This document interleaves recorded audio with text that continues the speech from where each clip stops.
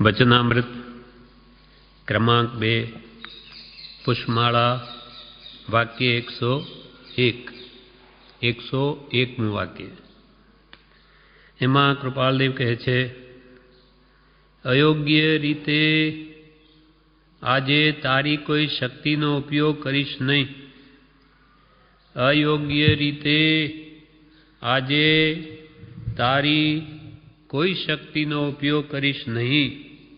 મર્યાદા લોપનથી કરવો પડે તો પાપ ભીરું રહેજે.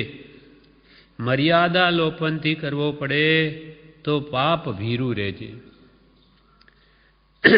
આમાં કૃપાલદેવે લખ્યું કે અયોગ્ય રીતે આજે તારે કોઈ શક્તિનો ઉપયોગ કરીશ નહીં. તારી કોઈ પણ શક્તિનો ઉપયોગ અયોગ્ય રીતે કરીશ નહીં. આત્માર્થે થતો હોય તો અવશ્ય કરજે, પણ જો કર્મન થાય અથવા બીજાને પણ દુઃખરૂપ થાય એવા તારા મન વચન કાયાના યોગ છે કે જેના દ્વારા તારી શક્તિઓ પ્રગટ થાય છે તે અયોગ્ય રીતે વાપરીશ નહીં.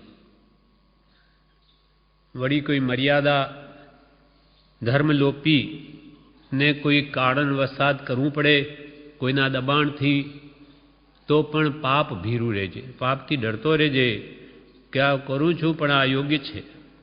એના વિશે વિવેચનમાં બ્રહ્મચારી કહે છે,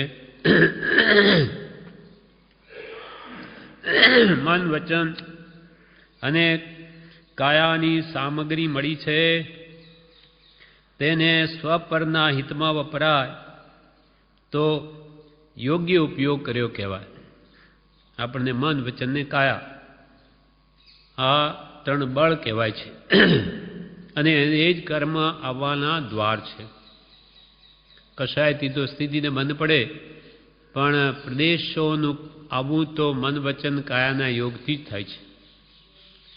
મન જેવા ભાવો કરે તે પ્રમાણે કાયાની કે વચનની પ્રવૃત્તિ થાય અને તે પ્રમાણે કર્મોનું આવાપણું થાય છે. આશ્રમના દ્વાર મન વચનને કાયા એટલે પ્રદેશ બંધ ને પ્રકૃતિ બંધ કર્મોનો તે આ યોગથી થાય છે. તો અયોગ્ય રીતે તને જે આ મન વચન કાયાની શક્તિ મળી છે તેનો દુરુપયોગ કરીશમાં સ્વપરના હિતમાં વપરાય તેમજ એ તારા મન વચન કાયાનો ઉપયોગ કરજે અને તેથી ઉલટું પોતાને હિત ન થાય અને પરને પણ હિત ન થાય તેવી રીતે કોઈ પણ શક્તિનો ઉપયોગ કરવા યોગ્ય નથી. શક્તિઓ મળી તે કંઈ કર્મ બાંધવા માટે નથી મળી, પણ હવે આ મનુષ્ય ભમો તે કર્મોથી કેમ છુટકારો થાય એના માટે એ શક્તિનો કૃપાલ કે ઉપયોગ કરજે. સ્વ આત્માને કલ્યાણનું કારણ થાય અને પરને પણ થતું હોય તો વધારે સારું. સપર ઉપયોગાર્થે તારા મન વચન કાયાના યોગને વાપરજે. તેમજ તે શક્તિઓ વડે જો પોતાનું બુરું થાય અને પરનું બુરું થાય તો જરૂર તે ન જ કરવું. આ શક્તિઓ વડે પોતાનું અકલ્યાણ થાય, બીજાનું અકલ્યાણ થાય, ભલે પોતાનું ભલું થાય પણ બીજાનું આ ભલું અકલ્યાણ થાય તો પણ ન કરવું. બીજાના ભોગે સુખ ન જોઈએ, સપર હિત થતું હોય તે જ કાર્ય કરવું. જે સામગ્રી મહાપુરુષોનો દેહ સ્વ અને પરના કલ્યાણને અર્થે વપરાય છે. જે સામગ્રી શક્તિ છે તે એ મહાત્માઓની સદુપયોગમાં જ વપરાય. કાં તો પોતાના આત્મકલ્યાણને અર્થે એ શક્તિઓનો ઉપયોગ કરે, કાં શાસ્ત્રો દ્વારા ઉપદેશ દ્વારા બીજા આત્માઓને ભવ્યાત્માનું પણ કલ્યાણ થાય તેમ કરે.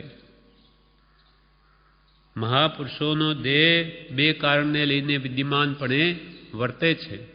એક તો સ્વકર્મ ભોગવાને અર્થે અને બીજાના કલ્યાણને અર્થે. એમ જે સામગ્રી એમને છે તે સદુપયોગમાં જ્ઞાનીઓ વાપરે, પણ સામાન્ય માણસો હોય જે સારા ગણાતા હોય, સજ્જન હોય, તે પરોપકાર વગેરેમાં પ્રવર્તે છે.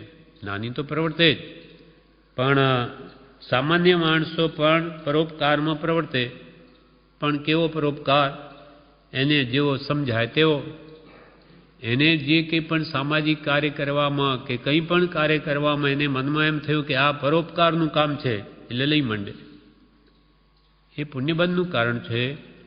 પુણ્ય બાંધે એકાદ ભાગ એના ફળમાં સ્વર્ગ પણ મળે, પણ એ આત્મકલ્યાણનું કારણ નથી. આત્મકલ્યાણનો માર્ગ તો જ્ઞાની જ બતાવી શકે, કેમ કે એ જાણે છે. એની આજ્ઞાએ વર્તીએ તો મુક્તિનું કારણ થાય, નહીં તો પુણ્યબંધનું કારણ થાય. દુનિયામાં ઘણા એવા બી હોય છે અમુક સેવા ભાવી, તે સેવા કરે પણ એ આવી લૌકિક સેવા કરે, તેથી પુણ્યબંધ થાય, કંઈ કર્મોની નિર્જરા થઈને મુક્તિ મળે એવો તો એને ભાન જ નથી. પણ સામાન્ય ગણાતા માણસો પરોપકાર વગેરેમાં પ્રવર્તે, પોતાને જેવું સમજાય તેવા પ્રકારનું બીજાનું હિત કરે છે, સેવાભાવી. પણ પ્રમાદી જીવ હોય તે તો પોતાનું હિત કરી શકતા નથી અને પરનું પણ હિત કરી શકતા.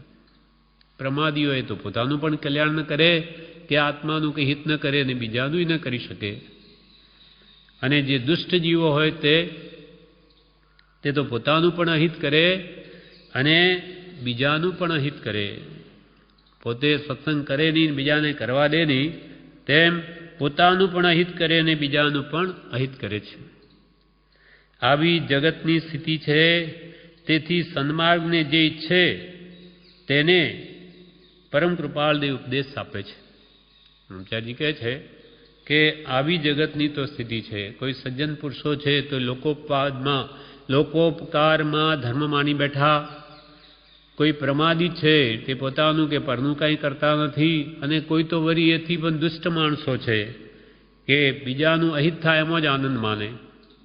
તો તેથી પોતાનું અહિત કરે, પરનું પણ અહિત કરે.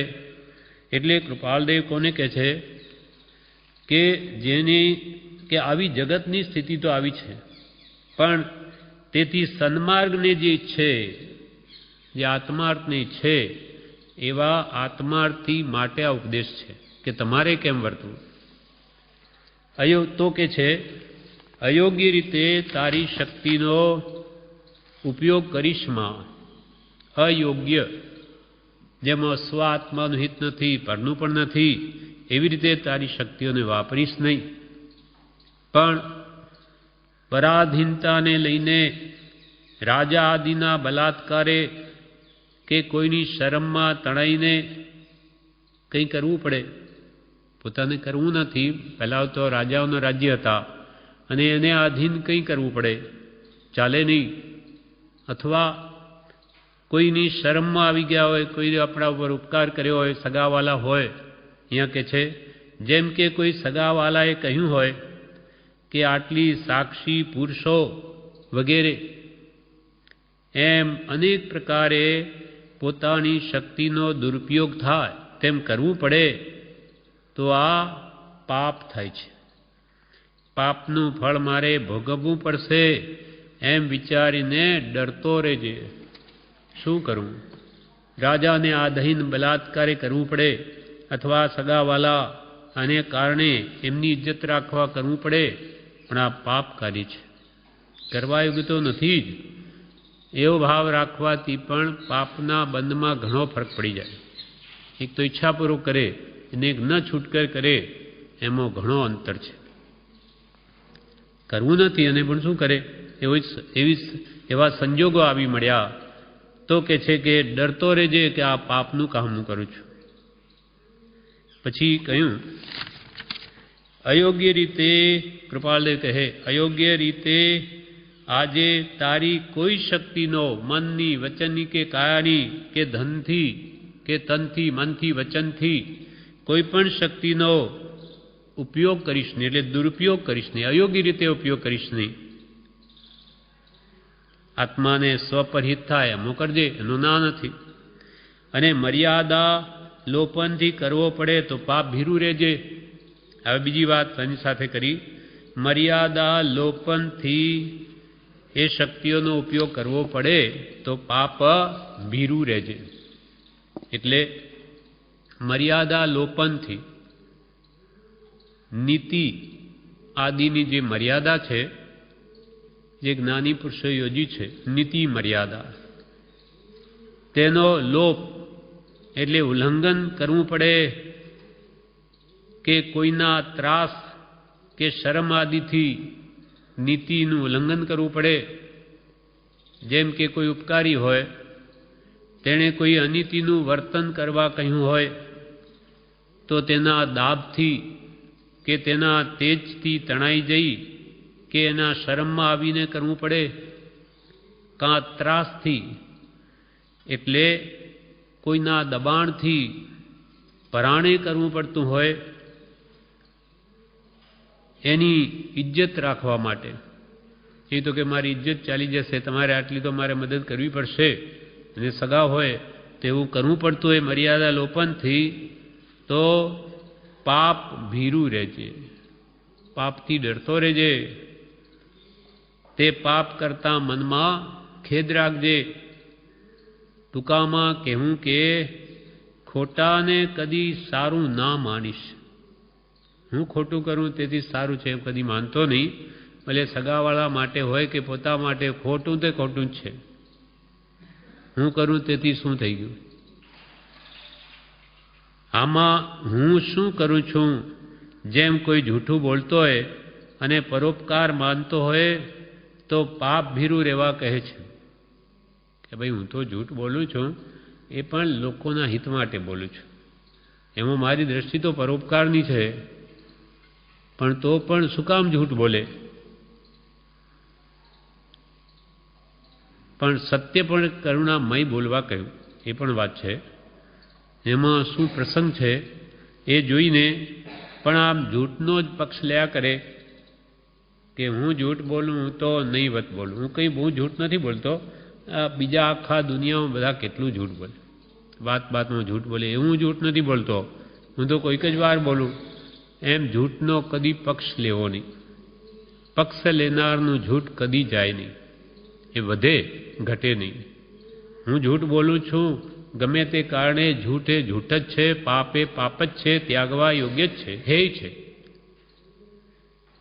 એમ જૂઠ બોલતો હોય અને પરોપકાર માનતો હોય તો પાપ ભીરું રહેવા કહે છે. ફરીથી એવું પાપ ન થાય તેની કાળજી રાખવા જણાવ્યું. ભૂલ થઈ ગઈ પણ હવે ખ્યાલ આવ્યો તો ફરી એવી ભૂલ ન કરવી, એના માટે જણાવે છે. ફરીથી એવું પાપ ન થાય તેની કાળજી રાખવા માટે કહ્યું. એટલે અયોગ્ય રીતે આજે તારી કોઈ શક્તિનો ઉપયોગ કરીશ નહીં, મર્યાદા લોપનથી કરવો પડે તો પાપ ભીરું રહેજે, પાપથી ડરતો રહેજે કે આ મને કર્તવ્ય યોગ્ય જ નથી.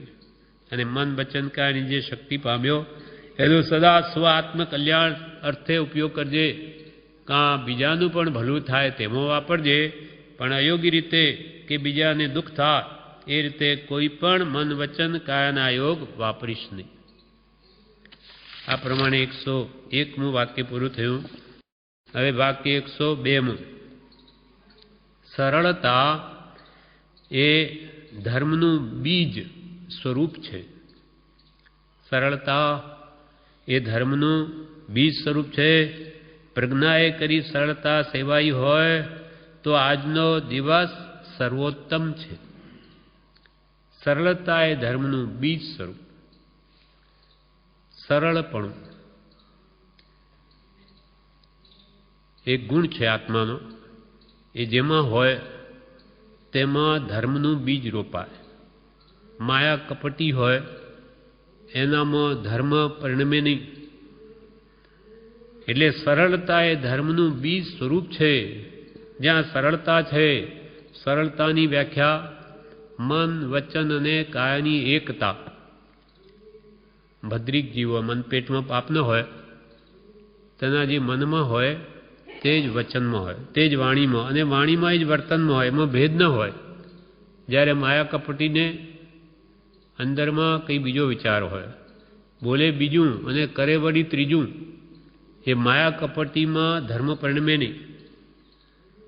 કપટ રહિત થઈ આત્મ અર્પણારે, કપટ રહિત થઈ આત્મ અર્પણારે, આનંદ ઘન પદ રેહ ઋષભ જિનેશ્વર પ્રીતમ માહરો રે, राजराजेश्वर प्रीतम माहरो रे। और न चाहूं रे कान रिझो साहेब संगन परिहरे रे, रिझो साहेब संगन परिहरे रे। भांगे सादी अनंत ऋषभ जिनेश्वर प्रीतम माहरो रे। कपट रहित थी आत्म अर्पण, तन मन धन बधु अर्पण करे पण आत्मा न अर्पे तो के ज्ञानीओ के तई के अर्पण कर्युं ज नथी। एकड़ा ओरना मींडा जेवा के धन बधु तमने अर्पण पण चित्त एटले मारुं मन तो मारा मर्जी प्रमाणे करीश, स्वच्छंदे वर्तीश, तो के ते काई कर्युं नथी। नानी पुरुषो केम कर, नानी पुरुषनो उपदेश मुख्यत्वे सत अने शीलनो छे। सत एटले सदाचार, शील एटले मुख्यत्वे ब्रह्मचर्य, एमां आचना आवी जोईए। एथी विपरीत जे कंई करे ते ज्ञानीओ एमां आज्ञा नथी। आत्माने पोषण मळे, धर्मनो उद्धार थाय एवी बधी क्रिया करवानी महापुरुषोनी आज्ञा छे। एम सरळता ज्यां नथी, कपट भाव छे, त्यां धर्म न परिणमे। એટલે સરળતા એ ધર્મનું બીજ સ્વરૂપ છે। પ્રજ્ઞાએ કરી સરળતા સેવાઈ હોય તો આજનો દિવસ સર્વોત્તમ છે। પ્રજ્ઞા, પ્રજ્ઞા અવબોધ, પ્રજ્ઞ પુરુષોને અવબોધ। પ્રજ્ઞ કે તો હોશિયાર, બુદ્ધિશાળી, મતિમાન। એ બુદ્ધિપૂર્વક જો પ્રજ્ઞા સરળતા સેવાઈ હોય તો કે આજનો દિવસ તારો સર્વોત્તમ છે। ભોળા બાળા જીવો હોય એ તો આમે બોલે ને એમ બોલે, સત મળ્યું તો સતની વાવા કરે ને કાલે અસત પકડાઈ ગયું તો એમાં ભળી જાય। કેમ કે એ બુદ્ધિપૂર્વક ગ્રહણ નથી કરતો, સરળ છે પણ પ્રજ્ઞા નથી, એટલે એમાં ભૂલ થવા પણ સંભવ છે। જ્યારે સમજુ હોય, સમજીને વાત ગ્રહણ કરતો હોય અને જાણી જોઈને માયા કપટ કરી શકે એમ હોય પણ નથી જ કરવું કે એમાં મારે આત્માને કર્મનું બંધન છે, તો એ પ્રજ્ઞાએ કરીને સરળતા સેવાઈ એમ કહેવાય। સરળતા એ ધર્મનું બીજ સ્વરૂપ છે। પ્રજ્ઞાએ કરી સરળતા સેવાઈ હોય તો આજનો દિવસ સર્વોત્તમ છે એમ કૃપાલજીનું આ વાક્ય વિવેચનમાં કહે છે। સરળતા એટલે નિષ્કપટપણું, માયા કપટનો અભાવ, એનું નામ સરળતા। માયાનું વિપરીત ગુણ, માયાને જીતવાનો ઉપાય તે સરળતા। કોઈનું કહેલું માને એવો સ્વભાવ કે ભાઈ આ સરળ જીવ છે, એને આપણે કહીએ તો બે વાત માને, એના મનમાં કંઈ નથી, ન એના મનમાં ન માનવું તો સરળ કે મને આ નથી કરવું। એમ કોઈનું કહેલું માને એવો સ્વભાવ, મનમાં બીજો ભાવ નહીં, એવો સીધો માણસ। મન વચન કાયાની એકતા, મનમાં એ જ વચનમાં, વચનમાં એ જ વર્તનમાં, ત્રણેયની એકતા હોય સરળ સ્વભાવી જીવને। અંદર કંઈ બહાર કંઈ જુદું ના હોય। હા એ હા કહેતો હોય તેનું એના મનમાં પણ તેવું એના મનમાં પણ બેસી જાય, અર્થાત એના મનમાં એવું જ હોય જે બોલે છે એ જ। આ ગુણથી સત્પુરુષના યોગે સંકિત થઈ જાય છે। આવો જે સરળતાનો ગુણ જેનામાં હોય અને જ્ઞાનીઓ કહે એ હાય હા માની અને એને તત્વોની શ્રદ્ધા થઈ જાય। બીજો ખાલી ઉપરથી સત્પુરુષને રાજી રાખવા હા કરતો હોય પણ અંદરમાં માનતો ન હોય એ પ્રમાણે, તો કે છે કે એને સંકિત નહીં થાય। આ ગુણથી, સરળતા ગુણથી સત્પુરુષના યોગે સંકિત થઈ જાય છે। સંકિત એવાને વહેલું થઈ જાય, સંકિત એવાને વહેલું થઈ જાય, વિશ્વાસ બેસી જાય છે, કેમ કે સરળ પરિણામી છે। એને વાત બેસી જાય, સરળ પરિણામી છે. એટલે આપણે એક આત્મસિદ્ધિમાં એક રાગ ગઈએ છીએ, એના માટે છે માયા વિશે.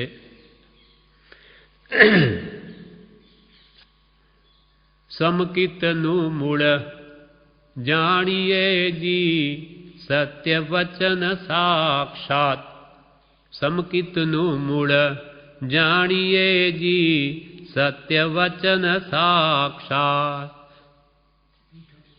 હા ના, સાચામાં સમકિત વસેજી, સાચામાં સમકિત વસેજી, માયામાં મિથ્યાત્વરે પ્રાણી મકરીસ માયા લગાય.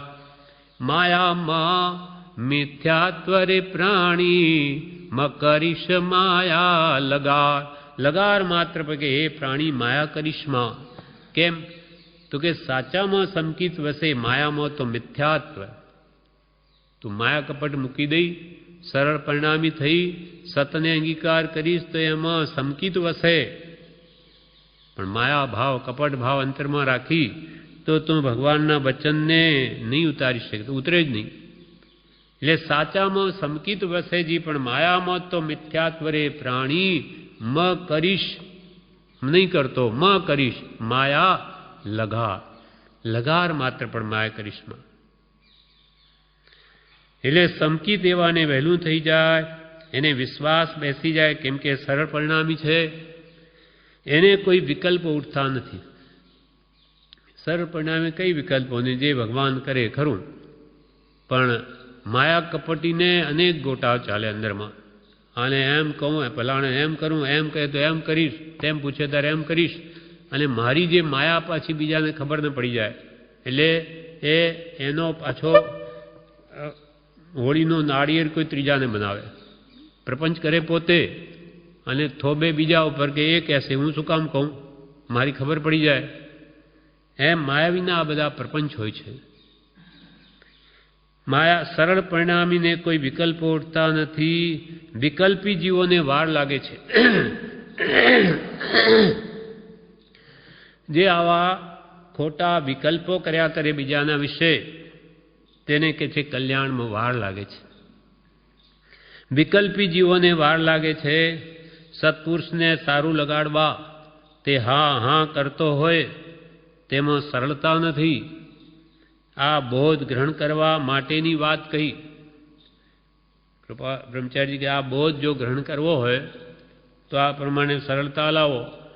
માયા હશે તો બોધ નહીં ઉતરે. બોધ ગ્રહણ કરવામાં સરળતા કામ આવે છે. એટલે જ કૃપાલદેવે કહ્યું કે સરળતા એ ધર્મનું બીજ સ્વરૂપ છે, બીજનું સ્વરૂપ છે. જો સરળતા તમારામાં હશે તો ધર્મનું બીજ રોપાઈ જશે. એ નહીં હોય તો બીજ જ નહીં રોપાય તો એમાંથી વૃક્ષ ક્યાંથી થાય? કેવળ જ્ઞાનનું બીજ સમકિત છે. સમકિત રૂપી બીજ રોપાય તો જ કેવળ જ્ઞાન રૂપી વૃક્ષ થાય અને મોક્ષ રૂપી ફળ આવે એના.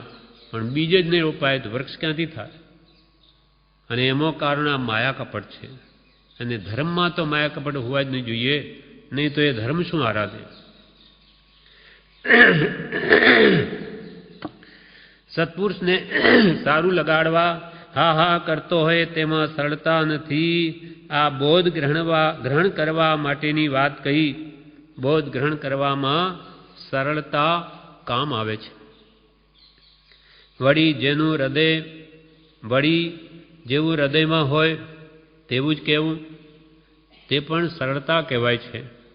કપટી માણસ પોતાની છુપાવેલી હૃદયની વાત કોઈ જાણી ન જાય માટે અનેક પ્રકારનું વાગજાળ કે હાવભાવથી સરળતાનો દેખાવ કરે છે. માયા કપટી પાસે આપણે જઈએ તો આપણી સાથે તો મીઠી વાત જ કરે, જાણે એના મનમાં કોઈ પાપ જ નથી. અને અંદર પછી એ બધો પ્રપંચ ચલાવે. પણ એ પ્રપંચ કી છાનું નથી રહેતું, મોડે વેલે બધું બહાર આવે. પણ એ માને છે કે કોઈ જાણતું જ નથી. એમ પોતાની છુપાવેલી હૃદયની વાત કોઈ જાણી ન જાય માટે અનેક પ્રકારનું વાગજાળ, વાણીનું જાળ બીજાને ભરવામાં કે હાવભાવથી તે સરળતાનો દેખાવ કરે છે કે જાણે એના મનમાં તો કાંઈ નથી, એ તો બધા બીજો કરે. મોઢે કહે કે મારે કંઈ નથી હો, મારું દિલ તો ચોખ્ખું છે. વળી ઉપરથી શું કહે કે મોઢે કહે કે મારે કંઈ નથી હો, આમાં મારે કંઈ નથી, અને હોય વાંધો એને જ. મોઢે કહે કે મારે કંઈ નથી હો, મારું દિલ તો ચોખ્ખું છે, અને અંદર સ્વાર્થ સાધવાનો વિચાર હોય છે. અંદરમાં પોતાની ઈર્ષા કામ કરતી હોય, સ્વાર્થ સાધવાનો જ કામ ઉપાય એને વિચાર હોય છે. અને અંદર સ્વાર્થ સાધવાનો વિચાર હોય છે. પ્રજ્ઞા વગરની સરળતાથી બીજાના દોષો પણ જીવો ઉઘાડા પાડે. પ્રજ્ઞા વગરની જો સરળતા હોય, ભોળ પણ હોય, તો ભલે એના મનમાં પાપ ન હોય, પણ એ તો કોઈને બીજાના દોષો પણ કહી દે, કેમ કે એને તો કંઈ શું કરવું શું નહીં કંઈ ખબર નથી. પ્રજ્ઞા વગરની સરળતાથી બીજાના દોષો પણ જીવો ઉઘાડા પાડે, અથવા પોતાના દોષો પોતાને કે પરને હિતકારી થશે કે નહીં તે પણ વિચારે વિના કહ્યા કરે. પોતાના દોષો હોય કે પરના હોય, પણ એનામાં એને કે વિચાર નથી કે આ હું મારા દોષો બીજાને કહું છું, એમાં મારે લાભ છે કે નુકસાન છે, અથવા બીજાના પણ કહું, એને કંઈ વિચાર જ નથી, વિવેક જ નથી. એ બી ભૂલ ન થવા માટે પ્રજ્ઞા વગરની સરળતામાં જો કુબોધ ગ્રહણ કરે અને માની લે તો સહેજે મિથ્યાત્વમાં જ રહ્યા કરે. આ પ્રમાણે પ્રજ્ઞા વગરની સરળતા ભોળપણ હોય અને એને કોઈ કુગરું મળી જાય તો એ પકડી લે, કુબોધ ગ્રહણ કરે અને માની લે, એટલે હંમેશા મિથ્યાત્વમાં જ રહે. માટે પ્રજ્ઞા સહ સરળતા સેવી, માટે કૃપાલ કે પ્રજ્ઞા સહિત સરળતા જો આજે સેવાઈ હોય તો આજનો તારો દિવસ સર્વોત્તમ છે. માટે પ્રજ્ઞા સહિત સરળતા સેવી. ભોળા ભાવે શું પરિણામ આવશે તે જાણ્યા વિના કહી દેવું, તેમાં કોઈની વાત છુપાવવા યોગ્ય હોય અને કહી દે. ભોળા ભાવે એને કે હું કહું છું એનું શું પરિણામ આપશે એનું કંઈ વિચાર ન હોય, અને ભોળા ભાવે કહી દે, અને કોઈની વાત છુપાવવા જેવી હોય પણ એ તો સમજતો નથી, લાંબી બુદ્ધિ નથી, એટલે કહી દે. અને કોઈનો દોષ ઉઘાડો પડતા તે માણસ આપઘાત પણ કરી બેસે. મારો આવો દોષ એને ઉઘાડો કરી દીધો, ખબર પડી ગઈ એમ લોકોને, એમ એના મનમાં થતાં કોઈ આપઘાત પણ કરી બેસે. અથવા આપઘાત ન કરે તો કલંકવાળી આખી જિંદગી તેને દુસ્સહ થઈ પડે. માનો આપઘાત ન કરે તો મારા પણ એને કલંક આપ્યો, લોકો મને કલંકિત કહે, તો એની આખી જિંદગી દુઃખે પસાર થાય. સ્ત્રી પુરુષ એકબીજાની ગુપ્ત વાત જાણતા હોય ને તે ગુપ્ત વાત સરળપણે મૂર્ખપણાથી બહાર પાડે તો દુઃખનું કારણ થાય છે. ધણી ધણિયાણી હોય ભલે, પણ એકબીજાની ગુપ્ત વાત જાણતા હોય અને તે ગુપ્ત વાત સરળપણે મૂર્ખામીપણાથી જો બહાર પાડે તો તે દુઃખનું કારણ પણ થઈ પડે છે, આપઘાતનું કારણ પણ થઈ જાય. એના વિશે એક દ્રષ્ટાંત છે. એક પુરુષને એક સ્ત્રી સાથે લગ્ન થયા. સ્ત્રી પિયર ગઈ, પછી એને લેવા જાય છે પિયર. એકલો લઈને, પહેલાં તો વાહનની એટલે ચાલીને આવતા એમ લખે છે. ચાલીતા આવતા રસ્તામાં એ બાઈને એ ધણી ગમતો નથી, એટલે એણે શું કર્યું, રસ્તામાં આવતા કે પાણી લાવો મારા માટે, એટલે જેવો કૂવા ઉપર લેવા જાય છે કે તેમાં એ ધક્કો મારે છે અને પુરુષ કૂવામાં પડી જાય છે. ત્યાં અને પછી સ્ત્રી તો પોતાના પિયરે ચાલી ગઈ. ત્યાં જઈને મા બાપને કહ્યું કે રસ્તામાં ચોરો આવ્યા, હવે એની તો કંઈ પકડીને લઈ ગયા અને હું તો પાછી ઘરે આવી. પતી ગયું. એટલે જાણે શું કરે, ચોરો આવીને આ ઘરે આવી એ સારું થયું, હવે એ ક્યાં ગયો ખબર નહીં, કોણ જાણે તો ક્યાં ગયા. હવે શું થયું, ત્યાં પેલો અવાજ કરે છે, ત્યાં જંગલમાં બીજા કોઈ મુસાફર આવતા ખબર પડી કે આ કોઈ છે અંદર કોઈ. એટલે અંદર તપાસ કરે કે માણસ છે, તો એને પછી એ બહાર કાઢે છે. એ બહાર નીકળી ગયો, એ પણ કેવો આમ થોડો સ્વરૂપવાન નહોતો, એટલે એને કે ભાઈ મને કોઈ બીજી સ્ત્રી તો મળે નહીં, એટલે પાછો જાય છે. પાછો સ્ત્રીને લેવા જાય કરે. ત્યાં કોઈ વાત કરતો જ નથી કે ભાઈ મને એને કૂવામાં પાડી, કંઈ નહીં. તો કે કેમ હવે આ બધું થઈ ગયું, બધું થવા કાળ થયું, ભૂલી જાઓ બધું, કંઈ નહીં. એ ત્યાં કંઈ નહીં વાત કરે એટલે સ્ત્રીને થયું કે આ ભલે સ્વરૂપ નથી એનું, પણ માણસ ગુણનો ભલો છે. અહીંયા આવ્યા પછી પણ જો પાછો નીકળી આવ્યો અને અહીંયા મારી કોઈ પણ વાત એણે કરી નહીં. એટલે માણસની પ્રકૃતિ સારી એમ કરીને એના સ્વભાવના કારણે એના સાથે પાછી સાસરે રવાના થાય છે. અને પછી ત્યાં સાસરે આવ્યા પછી બધો વ્યવહાર ચાલે, બે સાથે રહે છે, પુત્રો પણ થયા, પુત્રની પુત્ર વધુ પણ આવી. હવે એકવાર શું થયું, જમવા બેઠા છે બધા, ત્યાં કંઈ તડકો આવે છે, એટલે એની વહુ એના ઉપર કંઈ કપડું ઢાંક્યું કે મારા ધણી ઉપર તડકો ન પડે. અને એ જોઈને એના ધણીને હસવું આવી ગયું કે આ આજે જુઓ, કાલની આજ મને કૂવામાં પાડનારી આજે મારા ઉપર કપડું ઢાંકે છે. એને હસવું આવી ગયું. વહુ ત્યાં બેઠી હતી. આ હસ્યા કેમ? આ કયા કારણે હસ્યા? શું મારો એવો દોષ કે હસ્યા કેમ? હા, સસરો મારા સસરો હસ્યો કેમ? પછી ત્યાં તો કે બોલી નહીં. પોતાના ધણીને કહ્યું તમારા પિતાને પૂછો, તમારા બાપને કે હસ્યા કેમ? ત્યારે બાપને કહ્યું કે બાપા તમે કેમ હસવું આવ્યું, તમે બેઠા? તો કે બેટા એ કંઈ કહેવા જેવું નથી, એ કંઈ કહેવા જેવું નથી. કેમ કે પોતાની સ્ત્રીની જ વાત છે, કેવી રીતે કહે? ભલે એની માં થાય તો કે કહેવા જેવું નથી. ના, તમને કહેવું તો પડશે. કેમ કે પેલી હેરાન કરે પત્ની, દીકરાની વહુ કેમ હસ્યા, એટલે મારે ખુલાસો કેવી રીતે કર્યો, તમને કહેવું તો પડશે.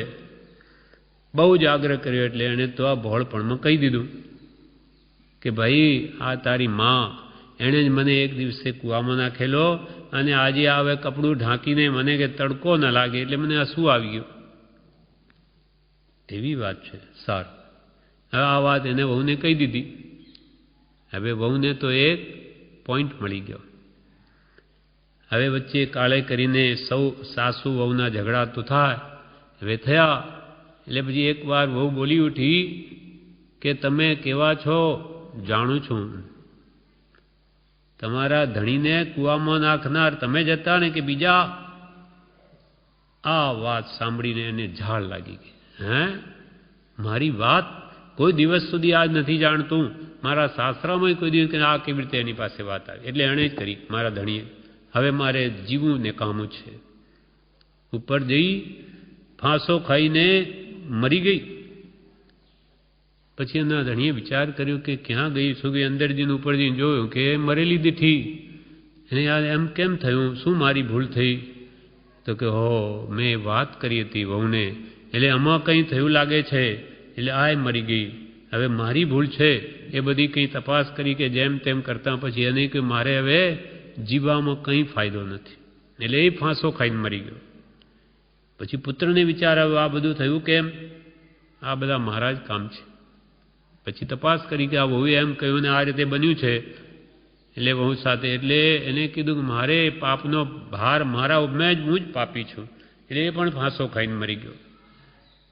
પછી કે છે બહુ જ બધાની નિમિત્ત આમ કે છે એને પણ છેલ્લે ફાંસો ખાય છે કે મારા નિમિત્તે આ બધાનું મૃત્યુ થયું, માટે મારે પણ જીવવામાં કંઈ ફાયદો નથી. એમ કોઈ પણ વાત ગુપ્ત વાત હોય તે કદી કોઈને જણાવી નહીં. અને પ્રભુશ્રી આ વાતનો દ્રષ્ટાંત આચાર્યનું છાયામાં ઉપદેશામૃતમાં કહ્યું છે. આચાર્ય બાઈને વાત કરી દીધી કે કોણે શિષ્યને માર્યો, તો આચાર્ય જે નગરપતિ નગર શેઠ હતા એને બોલાવીને બધી વાત જણાવી દીધી, તો એ સ્ત્રી પણ મરી ગઈ, એના પાછળ એનો સસરો મર્યો, તે વાત ત્યાં પણ આવે. એટલે કોઈની પણ આવી ગુપ્ત વાત હોય કદી કહેવી નહીં.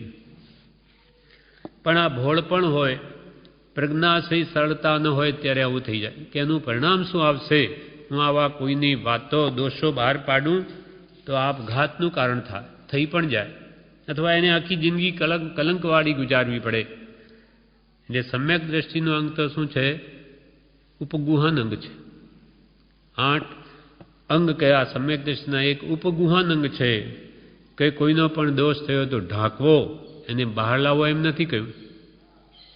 તો એ સાધર્મી ભાઈનો દોષ તો થાય કોઈનો પણ એને ઢાંકવો, એને સમજાવવો, પણ એને 4 જણની વચ્ચે એની બેઇજ્જતી થાય એમ કદી ન કરવું, એ ધર્મ નથી. ક્યાં સુધી એ દ્રષ્ટાંત એમ કે છે, એક ચોરે નહીં, ચોર બી નહીં, ઘરમાં એક વ્યક્તિને રાખેલો રત્નોની ભગવાનની પ્રતિમા. હવે એ એના માટે જ રહેલો કે આ મારે ઉપાડી જવી છે. અવસર જોઈ અને ઉપાડીને જતો હતો. શેઠ ઘરે આવી ગયા. એ ક્યાં જાય? પહેલાં પૂજા કરે રોજ. એમ ખબર પડી કે આ પકડાઈ ગયો, અને આ તો મૂર્તિને લઈને જાય. સૈનિકો પકડી લીધો એના માણસોએ, એટલે શેઠ પાસે લઈ આવ્યા. હવે શેઠ જાણે કે જો હું આવી રીતે એને પૂજારી તરીકે રાખ્યો અને આજે હું કહીશ કે આ ચોર છે, ચોરી કરી, તો જૈન ધર્મની નિંદા થશે.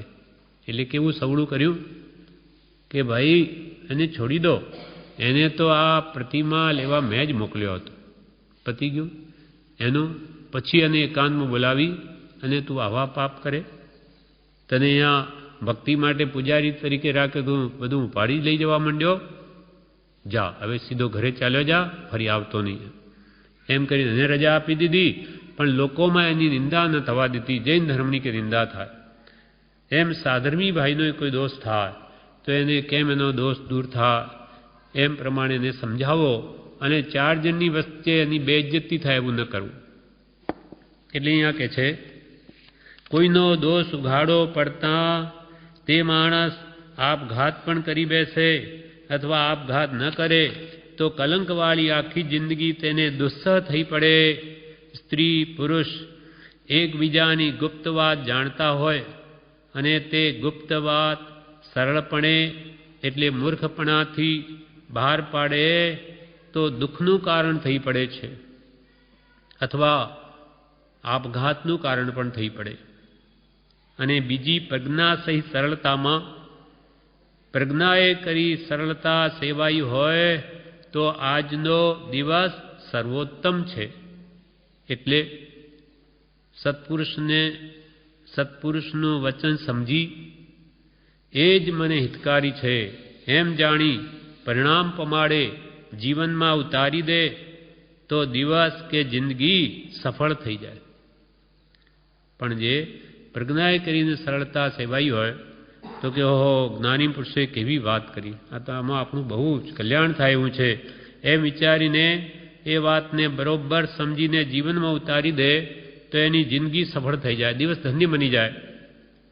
પ્રભુશ્રી કહેતા કે પકડ કરવાની છે એ સરળ ગુણથી થાય છે.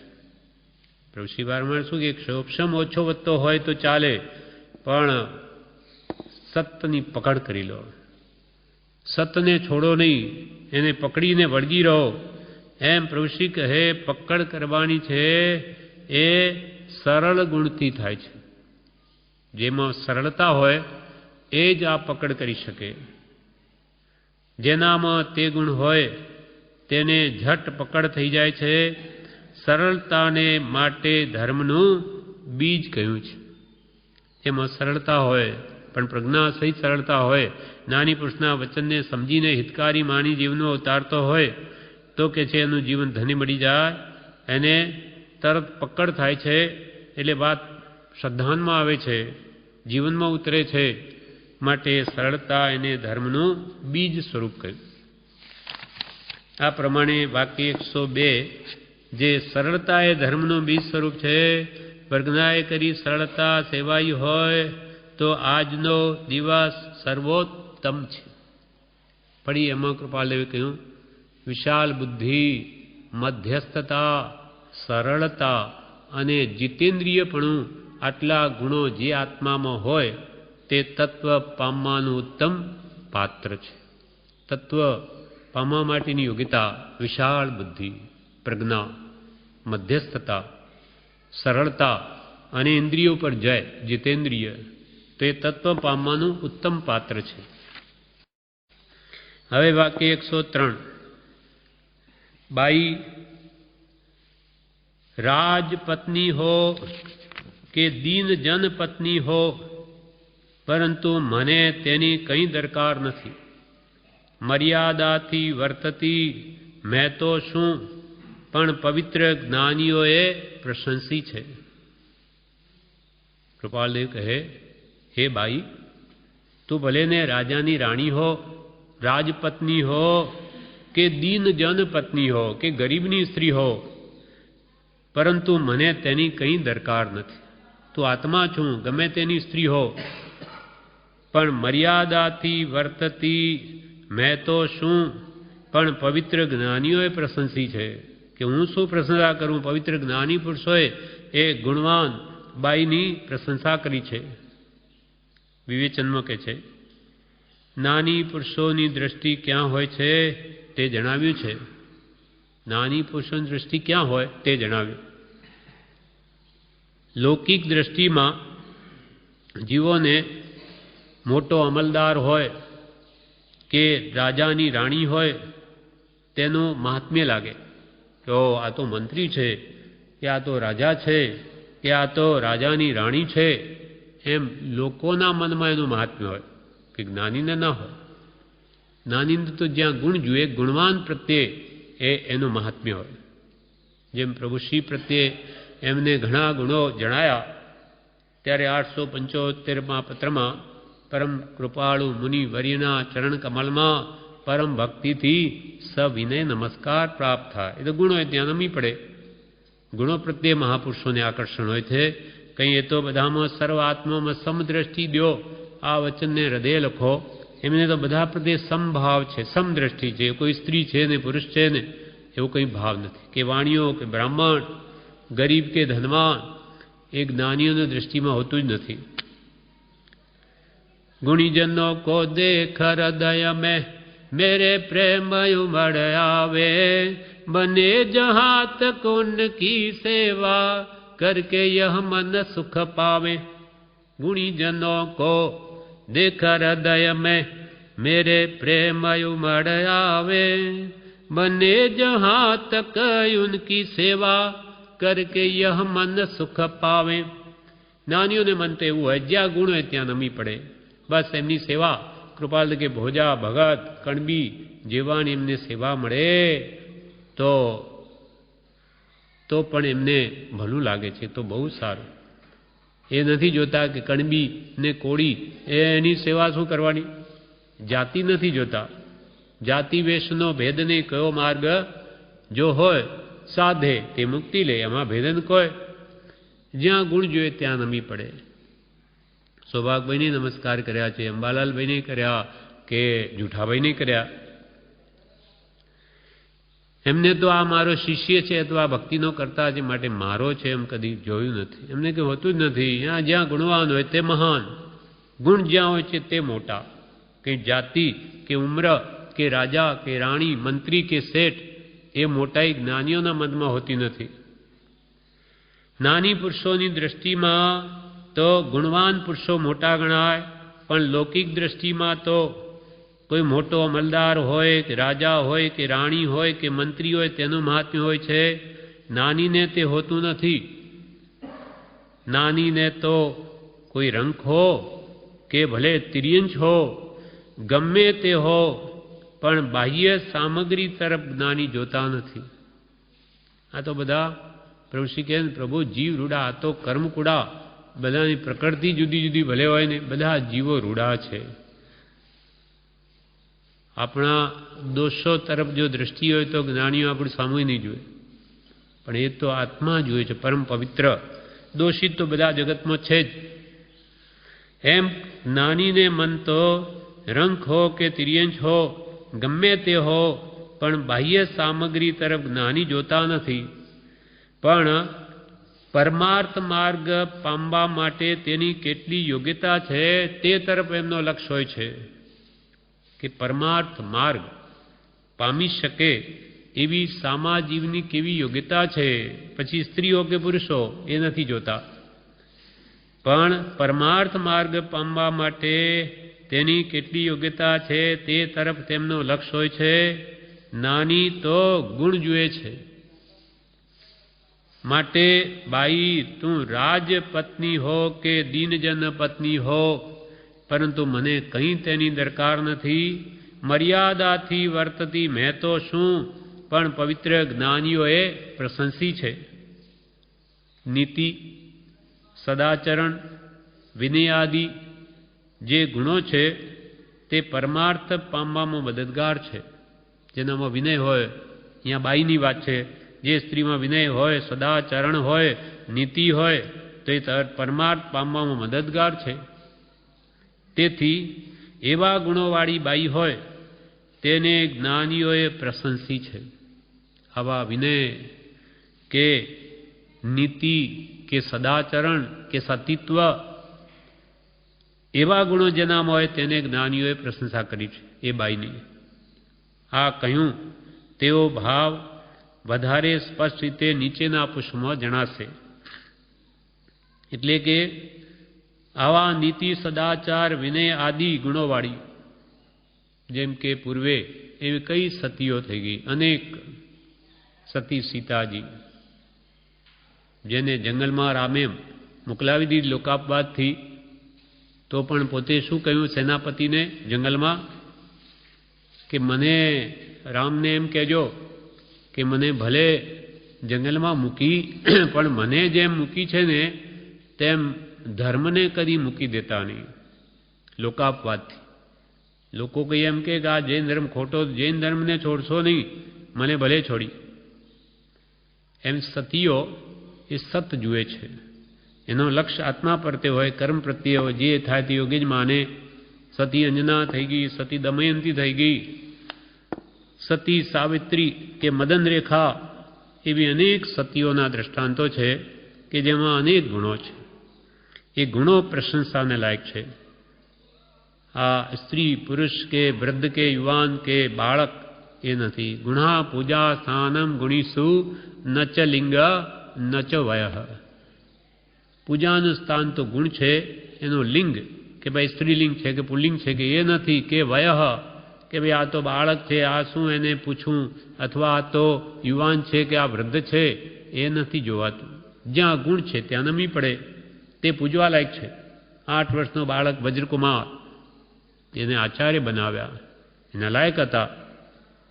એટલે ગુણા પૂજા સ્થાનમ ગુણીશુ, ગુણીના પૂજાનું સ્થાન શું, એના ગુણ. ન ચ લિંગ ન ચ વય. આ પ્રમાણે આપણે 103 વાક્ય વાંચ્યા. વિશેષ આપણે